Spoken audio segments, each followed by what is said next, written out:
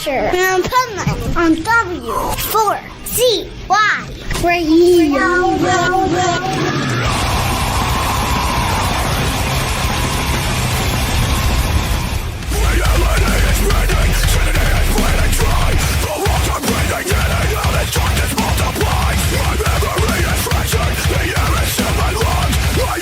This is the Pipeman here with the Adventures of Pipeman W4CY Radio, and I'm here with our next guest who are some killer musicians and friends of mine. So let's welcome to the show, Mikey from Fight From Within. Yay! What's going on, guys, man? It's good to see you again. Hey, good seeing you, man. Yeah, dude, I had a blast last time we were hanging out. It's always fun. It's always fun, and I have a blast that you have this new single out, Let Me Out. Yeah. I feel like that's the mantra of my life right now, and which is why I went to Costa Rica last month to escape. That was a let me out moment. Get me away from all this insanity that's going on. Yeah. And that's what music's all about. 100%. And, I want to hear about the surprise. Oh, the other song? So yeah, we dropped TATT, which is TATT, Tired All the Time. We dropped that with it because it was just something that we wrote, and it was so true because, God, we're exhausted. We're so exhausted. It's hard out here, man. But, Let Me Out, too, I feel like depending on what you did in Costa Rica or what you've done in the past. So that song is literally about a bad LSD trip. Oh, there you go. Yeah. So if you look at the lyrics, it was about a bad acid trip. The song itself instrumentally was just very, I felt like it was extreme. It was extreme and it was super trippy. The way the way that we blended the breakdown in the middle and everything. So I formulated it around a bad acid trip. Not saying that I've ever done acid or anything like that. Well, only somebody that's done would know what it's like to have a bad one and want to get out of it. And want to get out when you're sitting there for 9 hours later. Why won't it stop? Exactly. And to me, I think that's what makes great music too, is everybody puts their own meaning to stuff. And there's so many things that people could say, let me out to nowadays. 100%. And as far as the other song, Tired All the Time. Well, listen, I don't know how you could even be a musician today. Like, back in the day, if you were a musician, you fucked off, you partied, sex, and all that. And people would cheer you on. Nowadays, you don't have record labels throwing that silly money at people. So you have to work all the time. And it's such hard work being a musician nowadays. You have so much to compete with. Like, there's so many bands. And people don't even give you, because of their short attention span, that the amount of time that's necessary. No, 100%. And so, I mean, that is definitely, like some of my favorite songs. Perfect example. I was doing coverage at what you can call it at Hell's Heroes, and Udo was there, and I heard the beginning of his set, and it took me only 1 second to know what song it was. But that first 10 seconds is something that nowadays kids probably wouldn't even listen to. And that was Fast as a Shark. And when it's starting to be do-dee-da-da, most kids nowadays would probably go to the next track after hearing that. And they would have missed one of the best songs ever.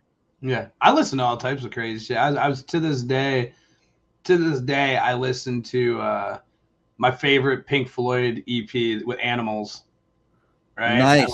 I love that. And I'll be putting it on and people be like, what are you listening to? And I'm like, are you out of your mind? This is music, man. that album specifically has given me insight to all my bad choices of women for the rest of my life. And I'll tell you why.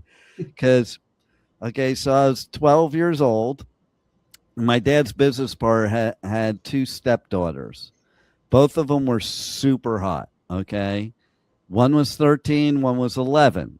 The 13-year-old, she was like, I was still kind of geeky. I wasn't even really that cool yet. Like, I was still, I was still kind of like that, you're on that border of geekiness and cooldom at that 12-year-old mark. Right. And that mix of puberty when it's starting to hit. Exactly. And okay, so she turned me on to that album, Animals. And to this day, I can't listen to that album without thinking about her. Now, the funny part about the story is I had a total crush on her, massive, but she was 13. I'm 12. That wasn't happening. Her boyfriend was some dude, Van, who was 17 or 18, like that type, that situation. Yep. And she also, she was partying, doing drugs. I hadn't found that life yet. Yeah. And then there was her sister who was 11, who was also super hot, and she had a super crush on me. And I wasn't interested at all because she was too young. I feel like that happens still a lot, like especially younger. The ones you were chasing weren't interested, and the ones that were chasing you weren't interested in. Oh, totally. I think it happens to everybody as adults too. But here's the best part. Okay. So the older one, she ended up like a heroin addict, prostitute, all these things. That's like I dodged the bullet that her not liking me. And yeah, it is sad.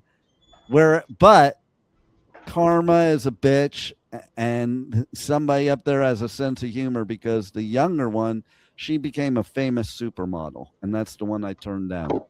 So I look at it now, I'm like, that was the beginning of my wrong choices.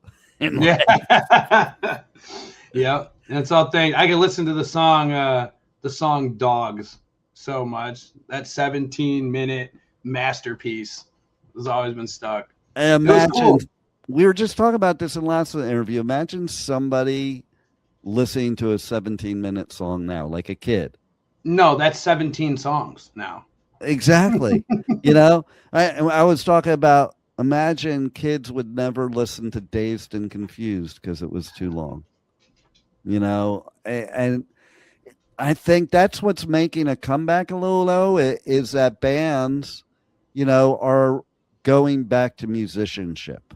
And I think the even younger generations are going back to that too, because I have like two granddaughters that, what did they want for their birthday? They wanted me to take them to get them a vinyl. Yeah. Like, definitely the hardcore community too. The hardcore community tends to be extremely just about the music. Yeah. Right. Totally. And that's good to see, especially with younger kids these days. Unfortunately, a lot of it, it sets yourself up that you right now, you have to just learn how to be your own label. It's kind of like you were saying earlier, because a lot of people aren't taking people and spending that kind of money anymore. And now everything's so oversaturated, but you actually have the tools to get out there. You just have to be able to use them. And a lot of people don't want to even bother learning how. Yeah. And it's a lot, like, so, you go back to the day of the tape trading days. That was fun. It wasn't a lot. But like, even what I do, I have to be on all these different socials, and it's like sometimes I just want to like throw it all out the window, because it's like, it's so much for you artists to have to do. You can't just do like one thing. You can't do like Motley Crue did and plaster flyers all over LA on telephone poles, and you have so much. It's a full-time job. It's a full-time job, 1,000,000%. As a band manager too, I tell my guys, I'm like, listen, if you think you can take a day off, you can't. Like, you're not relevant anymore. No, man. If you take a couple hours off, people don't know who you are anymore. So it's it's so important to just be in front of someone's face constantly, right? And that's something that my band has been pretty successful at with our like impact reels that we have. You know, someone crashes into a car and all of a sudden it goes to a breakdown, right? It really punches people into your music. It makes people pay attention, right? And that's hard now. It's hard to get anyone's attention. Yeah, totally. And even from my end, like, as you know, because we met this way, I go on tour and I do media coverage at music festivals all over the US, UK, Europe. There's sometimes that I'm like, maybe I'm going to sit out this year, this one. And then it's like, no, I can't. I can't. You can't sit one out. You know, No. it's like, otherwise, you're not relevant anymore the next year. Even me, my band doesn't even have to be playing, and I somehow need to make sure that I'm there. Right. You know, my band still has to have a representative at these things, even if we're not playing. Exactly. Exactly.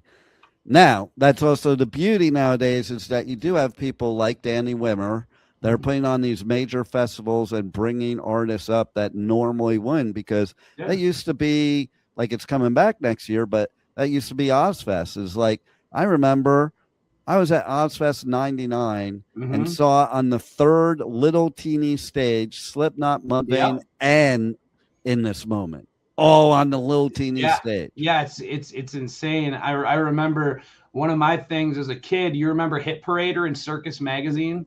Totally. Dude, my bedroom was just posted in all those pictures they would have. So Mudvayne, Chad Gray is like my idol.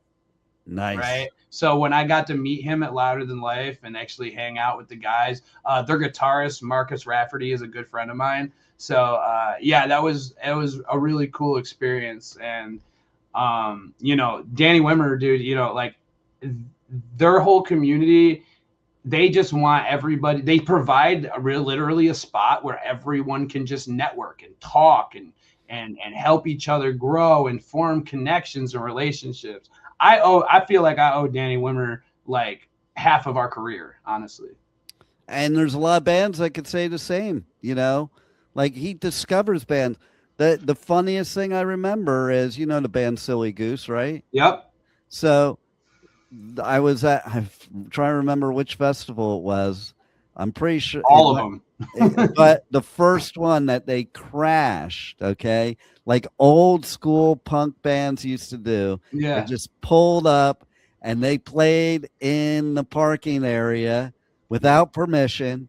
And Wimmer was sitting there with his arms folded watching them. Yep.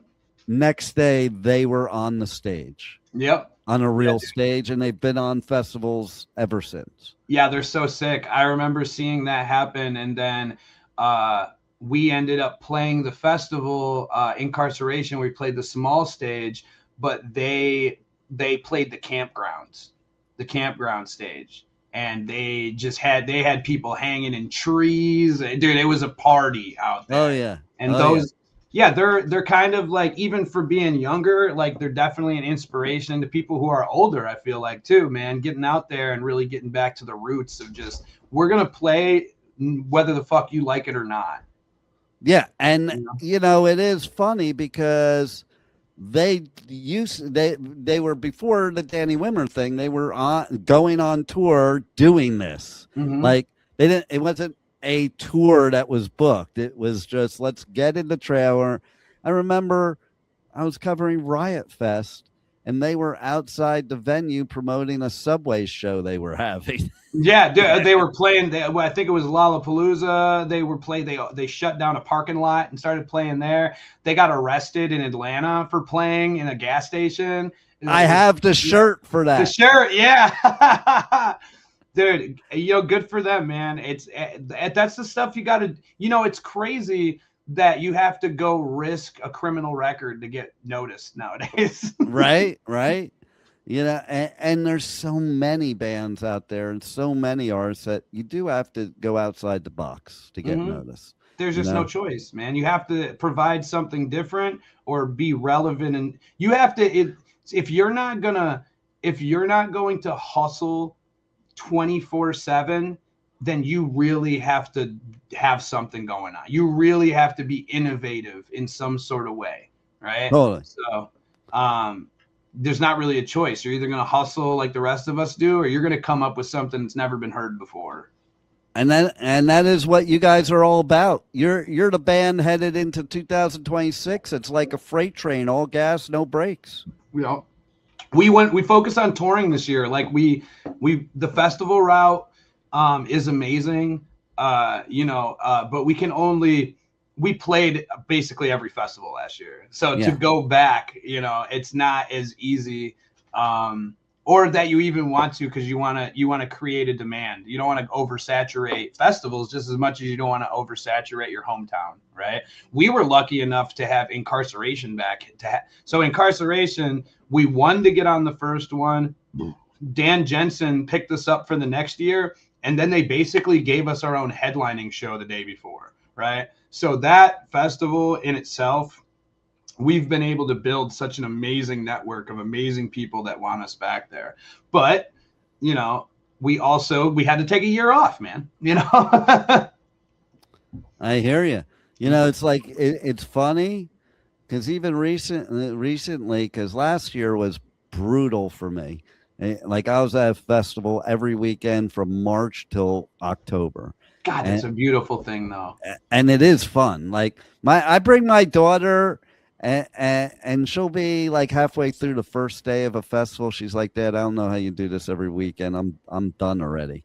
And I don't know how I don't. But there are some times that I'm like, well, that as much as I hated it, that period of time during COVID was kind of nice to get that little forced break, but still be able to be relevant because you had no choice by that break. That being said, after that break, it was like, oh my God, I don't know how I lived for 2 years without live music. No, 100%. Yeah. I think my band was, that's where we formed during COVID. So like we were, lucky enough to just hit the ground running when everything opened back up, which is, it sucks for a lot of people that there was a lot of people that hit the ground running right before COVID started. And they got kind of halted. I interviewed a bunch of them that they were like about to break out, and then that's it, halted, like you said. And then if you didn't stay relevant on the internet, then you just fizzled away. Totally, and that's hard work right there. Yeah. So what else can we expect from you guys for the rest of 2026? Well, we got a bunch of music coming out. We ended up dropping that together, and we've been kind of thinking of just sporadically dropping music, right? Like, hey, I love it.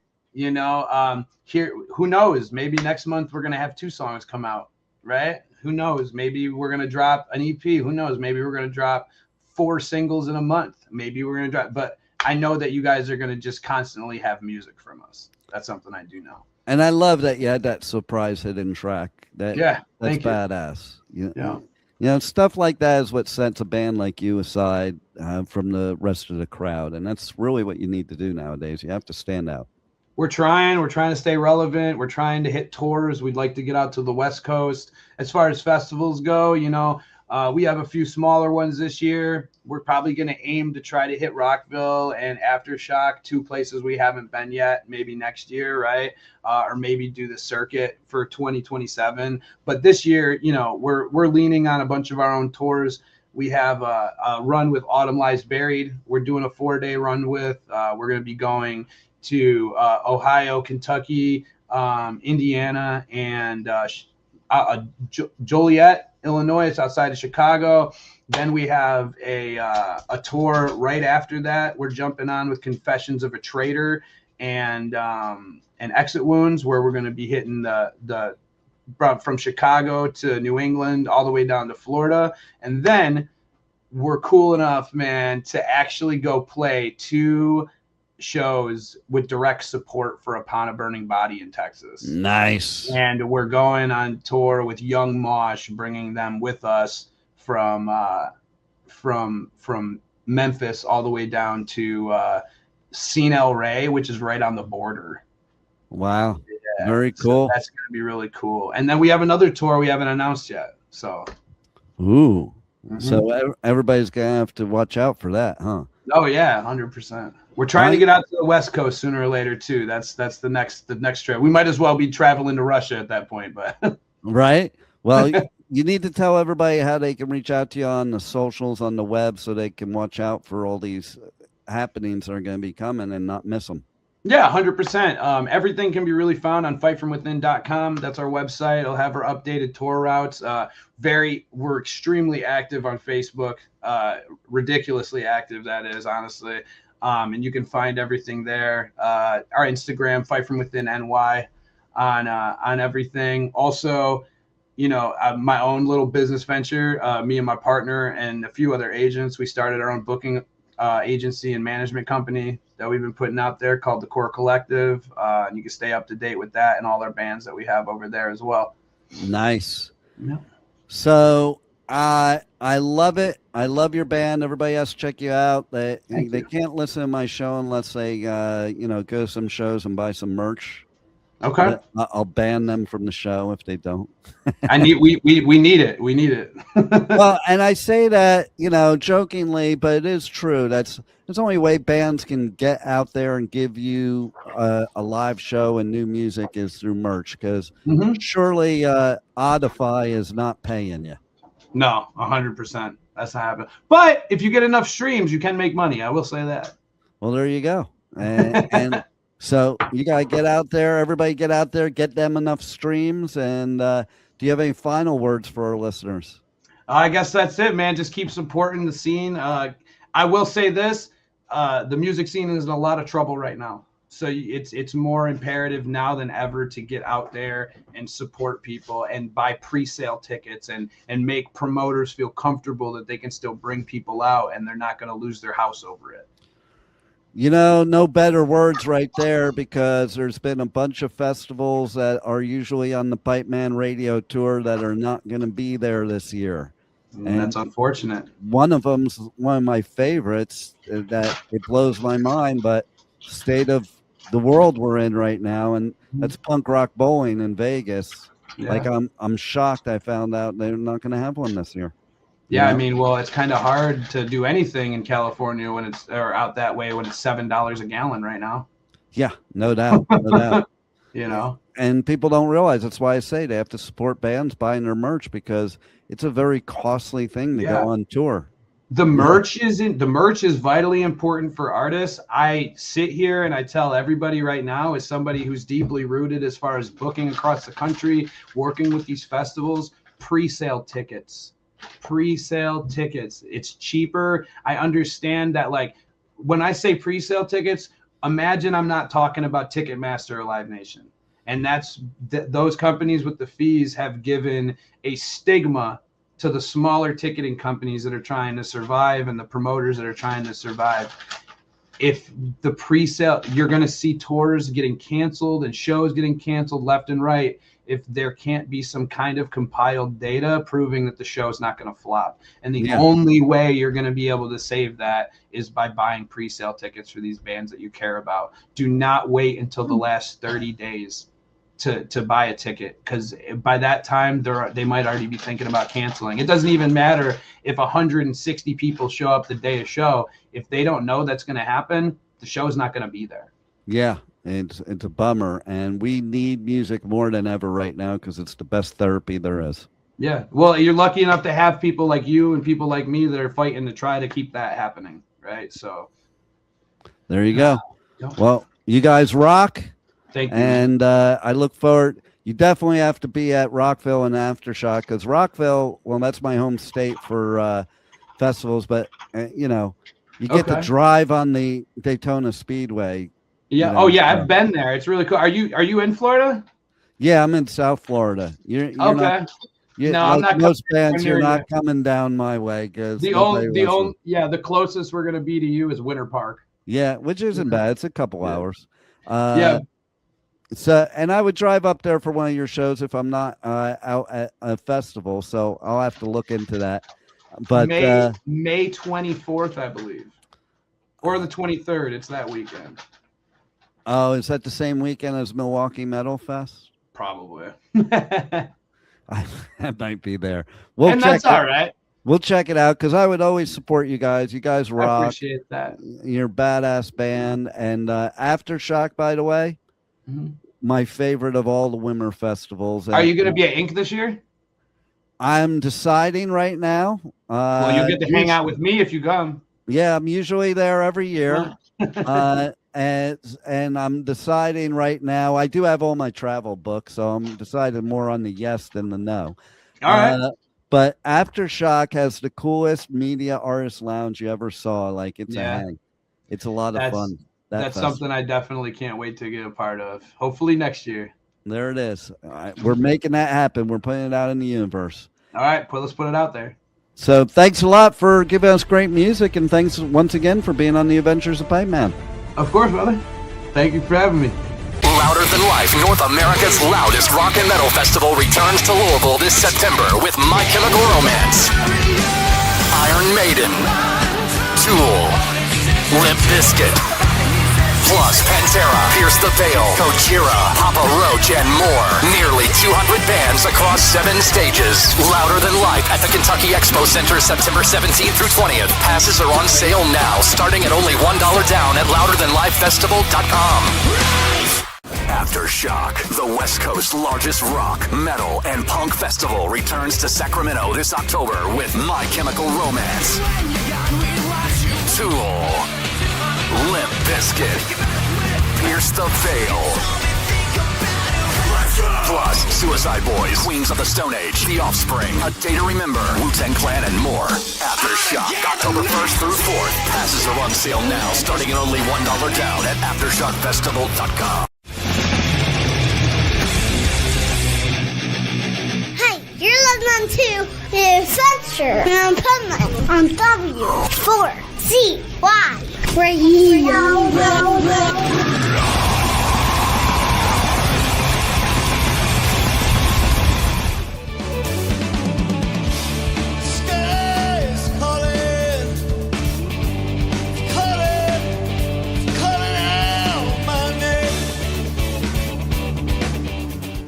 This is the Pipeman here on the Adventures of Pipeman W4CY Radio, and I'm excited about this next interview we got with some crazy good musicians and some great stuff we're going to talk about. So let's welcome to the show Rich and Marty from the Freddie Jones Band.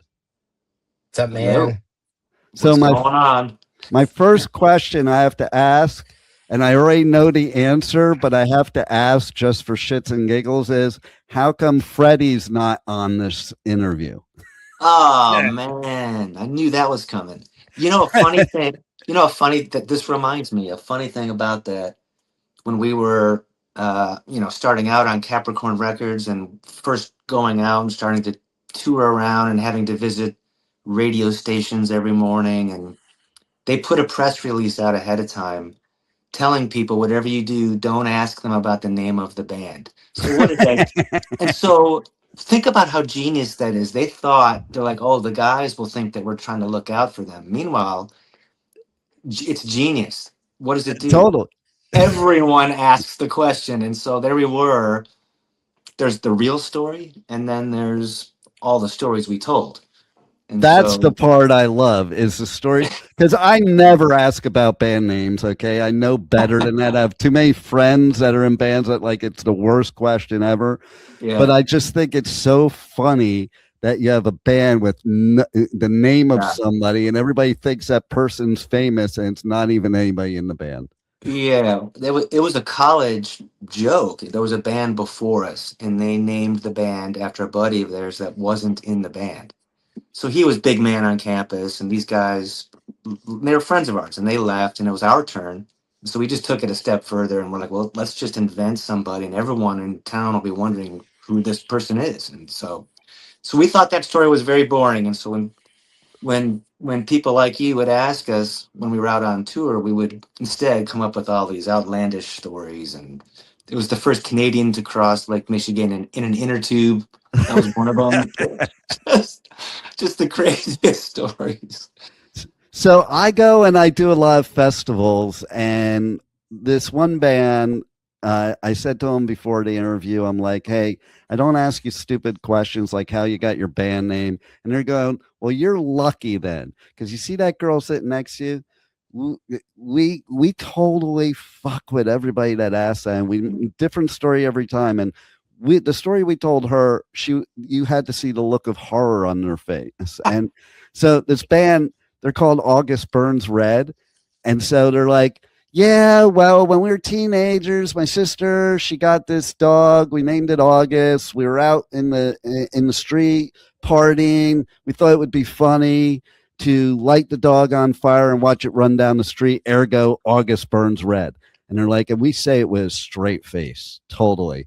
And I'm like, that is the most brilliant shit ever. Because like, I'm all for messing with press people that ask stupid questions, even if it's me. Well, it's just so funny, especially when you read it in print. Like you pull into town, you did a phoner ahead of time, and you're reading this crazy story, and you're like, "Oh my god, they printed it!" You know? Yeah, That's wild. we had someone introduce us recently that read something. We can't update our Wikipedia because everybody changes it back. And he got up and he introduced us as a comic strip or whatever it says on there, which is a complete BS. And then he was walking off. He said, "Did I do good?" He was a famous radio DJ, and he said, "Did I do good?" I said, "Dude, all that's wrong, but you did great." You know. And it will be a sound check, and the sound guy's always like, "Hey, can you get Fred?" I'm like, "Fred, who?" You know, and oh, Marty. I go, his name's Marty, and they're like, the look of confusion. They're like, "What? Fred? Who's Fred?"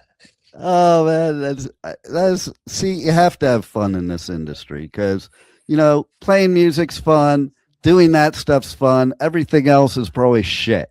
The rest is the business end of it. So yeah, you definitely have to, especially when you're doing a whole bunch of interviews. Like I know if I was an artist, like after the first or second time, I'd be like, fuck this. I'm just gonna fuck with people. Yeah. Well, you get a little loony out there. That's for sure. When we were playing 200 some dates a year and just on a bus, and I mean, we were like, we're basically a submarine crew out here.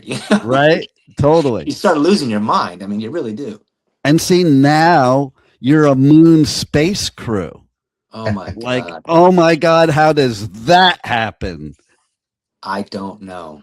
I really don't know. I actually know how it happened. Somebody likes the band that's up there in space, right? Yeah. That's what I saw. Like they requested your song, and it is such a cool song I think to wake up to in space. Like if you're gonna wake up in space to a song, that's a good song to wake up to. Yeah, because you're out there, you're like daydreaming. Like can't be real when you're up there in space. Like it has to feel like a daydream for sure, or good drugs, one of the two. It can't be like I couldn't even conceive of being up there. So that's the perfect song right there, I think. And I think it probably at that stage where they were, I read this, someone wrote something about it, and they said, what a great song to be looking back at Earth when they were around at that point, and the photos that were used for, the images for that third day, that morning, Friday. Yeah. And then I peeled the song off of Spotify, and you can choose which part of the song. And I chose kind of the outro. And I thought, it has a pretty vast feel to it. And so I got it, like, oh, I get it. You guys are like the real life soundtrack to Star Trek. I thought it was an April Fool's joke.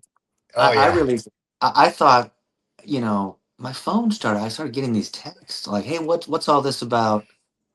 Those guys and the astronauts are listening to you in space. And I'm like, oh my God, who put an April Fool's joke up like a couple days ago? Like, people are just getting around to like finding it or something.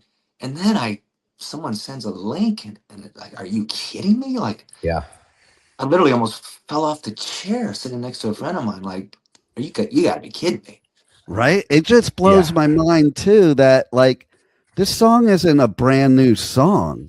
Like No. the fact that they pulled something out of your catalog from in a different century, Yeah.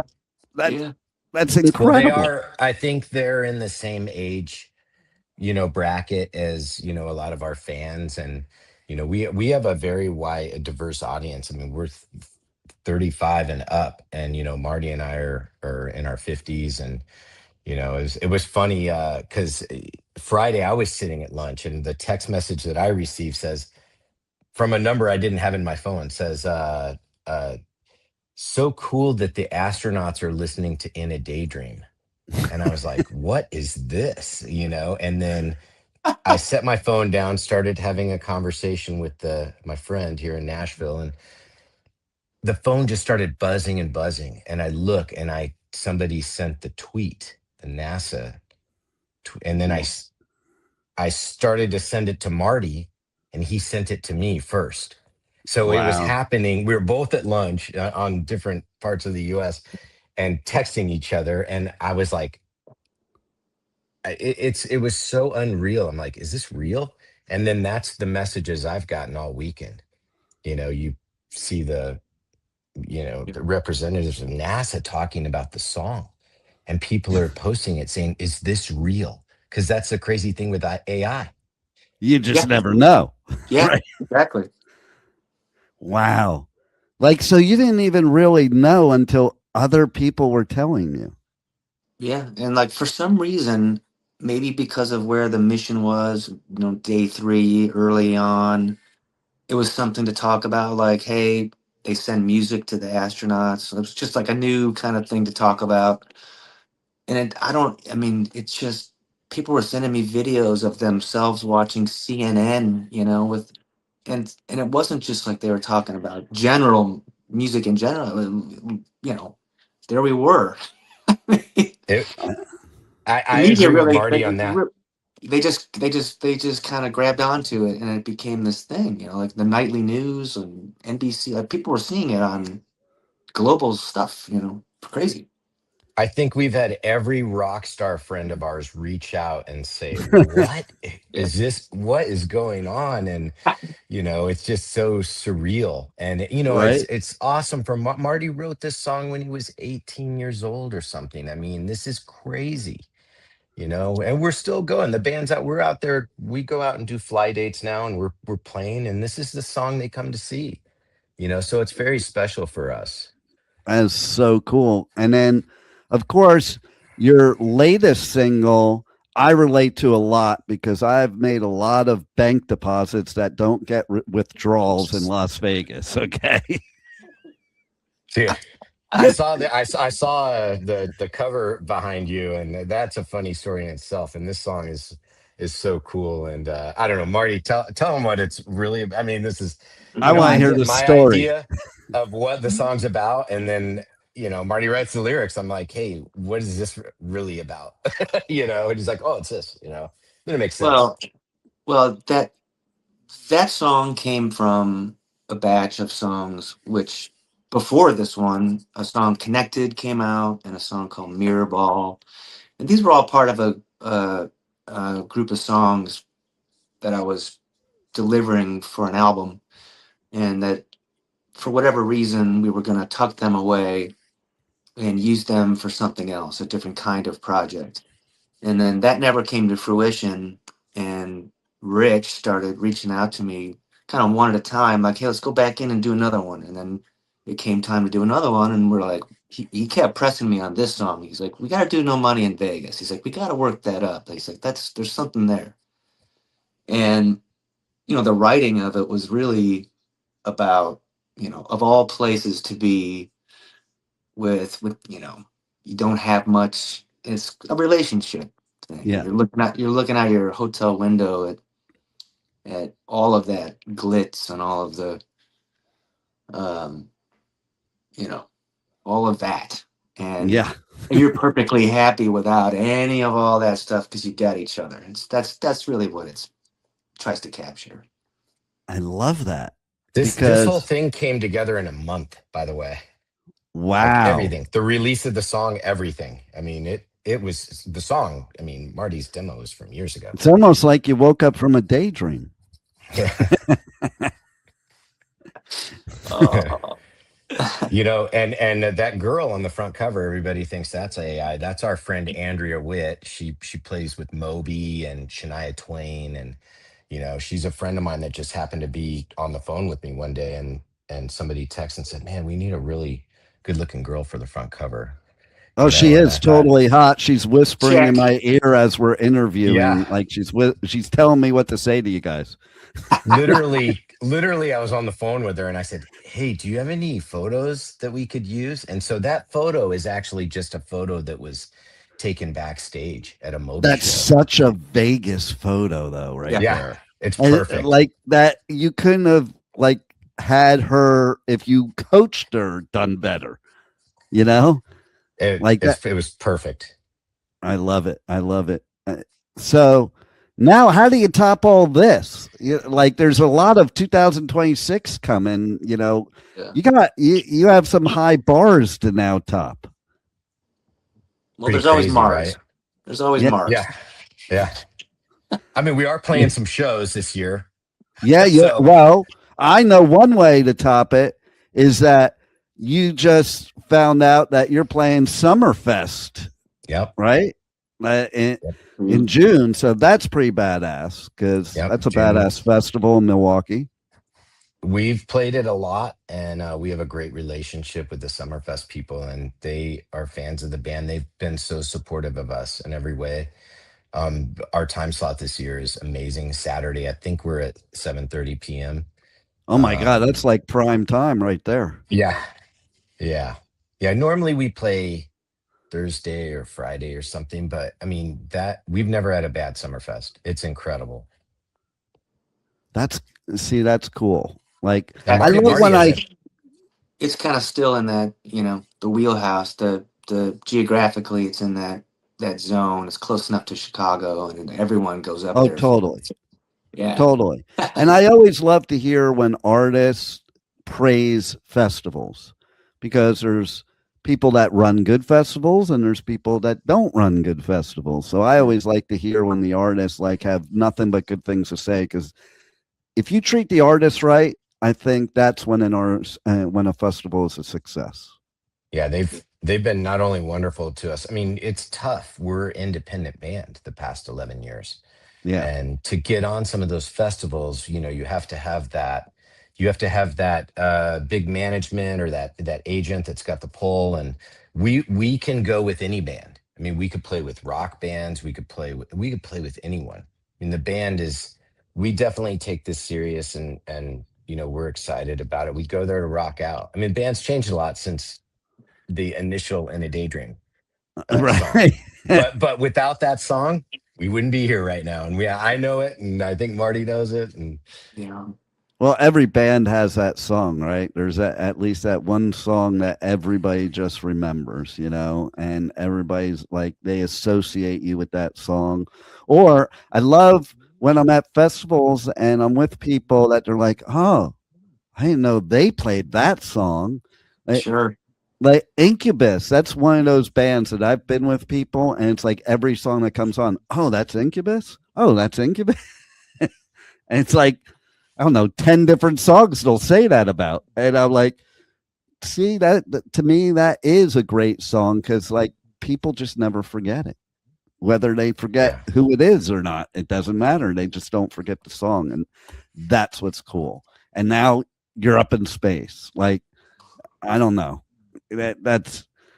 I'm sure you guys are on cloud nine when you started hearing that after the confusion settled and you realized it was real. You Yeah. know? yeah, Somebody said, for that one day, man, we might have been the most talked about band on the planet for yeah. one day. Right? Yeah. So actually, our publicist said, I think you are the most famous or most talked about, you know, band in the past 24 hours ever. I mean, I could tell you when every I got news the I turned email. on, yeah, every news I turned on talked about us. I was like, what is this a dream? There we go. And then I got the email from Sean, and I'm like, you don't even have to ask me. Go ahead, book it. Like, it's just Yeah, such a it's cool story. How many bands can you interview that their music was played on the way to the moon? Just saying. I've yeah, done over 3,000 interviews. I think this is the first. Yeah, yeah. I sang the national anthem at Wrigley Field in 2017 that summer, and it was 4th of July weekend. And I was in the middle of singing that song, and I thought to myself, because they'd won the World Series the year before, and I thought to myself in the middle of singing it, I'm like, how many people can say that they've sang this anthem for the world champion Chicago Cubs? And I'm thinking, in 108 years, only the people that are doing it this summer. And so this feels so similar to that, but on obviously a scale that's like, you Well, know, and then Wrigley Field. I mean, like, I'm a Yankee person, and I'm still like, giving props because it's Wrigley Field. Like, there's certain fields. I don't care what team. There's certain fields. If you yeah, sang at that field, that's yeah, iconic, and Wrigley is one of them for sure. yeah. I So mean, Yeah, it was amazing. We did the first pitch there as well, and I think we're doing something this year for him. Some of the people there and the owner of the Cubs, Mr. Ricketts, is a fan of the band, which is really cool. nice. Now, see, I was a pitcher for 9 years, and if I had to throw the first pitch, I'd probably be so afraid that I was going to beam the umpire or some fan in the stands because I was like, it's a whole different story, like pitching in a game compared to being Yeah. called out to pitch the first pitch where the whole world is watching. I'd be yeah, like, Yes. You know I'd, I what's mean, funny? I'd When I throw it walked behind out me. there, when we walked out there onto the field, and I looked at where the mound is when you're standing out there and looked at where the catcher was. yeah. I go, Marty, can you throw that far? I was like, Oh my Right? God. that's a long ways. It is a You know, long ways. I'm standing there on the third base line, like looking over at it. I'm like, that's nothing, man. I don't see the big deal with this at all. And our guy Max, who runs all the field activities, comes over to me and he's like, "So have you been practicing and everything? You know, because I had sang the anthem before that, the summer before, and I was terrified. I mean, I was absolutely shaking, terrified before. But this time I was like, oh, that's nothing, you know. He said, well, have you been practicing? I said, what do you mean? Practicing what? He's like, the pitch. Have you been practicing throwing a baseball? I'm like, oh, I haven't thrown a baseball since I was a kid. He's Oh, like, oh man. my God. He's like, I'll be right back. And he runs over to the bucket of balls and grabs a ball and throws it to me. He's like, Yeah. okay, I'm gonna run down there and you're gonna throw it to me. And I whipped it at him. He's like, oh my God, thank God. You know? But I got out there on the mound. They announce it. I walk out there and I looked at home plate and I'm like, I'm shaking my head at the guy. Like, you gotta be kidding me. That's so far. And he's like, go ahead. You know, I got it to him. It was all right. But Yeah, Nice. he did it. He flung it. I was impressed, man. He flung it. Yeah, man, that would be like one of the most nerve-wracking experiences. And it's funny for people like us saying this because, with the things that we do, you would think we're always nervous and stuff like that. Or we would never be nervous for something like that because we're so used to getting on stage or getting on mic. Fuck no, man. I'd be like, I hope I don't throw this ball behind me. I talk about that all the time. People think, oh well, you're on stage in front of people like all the time, so you Yeah. must be great at public speaking. And I'm like, no. You don't understand. That's like scripted. It almost Yeah. feels like you're hiding behind the music on stage and it's just going through you. You're Well, just you like go in a zone. You go in a zone. Like, yeah. Oh, just for like sure. me, anytime I go onto the mic, or I am a public speaker. Anytime I get up on stage and I'm doing speaking, right before I get on stage, man, I'm like, I don't know what I'm going to say. I'm going through my head, blah, blah, blah, blah, blah, blah, blah, blah, blah. And then as soon as the mic turns on, like some switch turns on in my brain and I'm in a zone. And then I get off and you'll recognize this. I'm like, man, I really sucked saying it in my head. And people are coming up to me, oh, that was really good. That was really good. Yeah. I'm like, really? Yeah. I think people don't realize that. Like, most of the musicians I've been friends with have the worst stage fright ever. Like my bro that was a head engineer at my station here, he was a country rock duo. He was in a metal band in the 80s. And I used to go and have to pre-game with him before every gig because that's the only way he could get himself to not have stage fright to get up there. And he was really good. But, I think we're all our own worst critics is what it comes down to. For sure.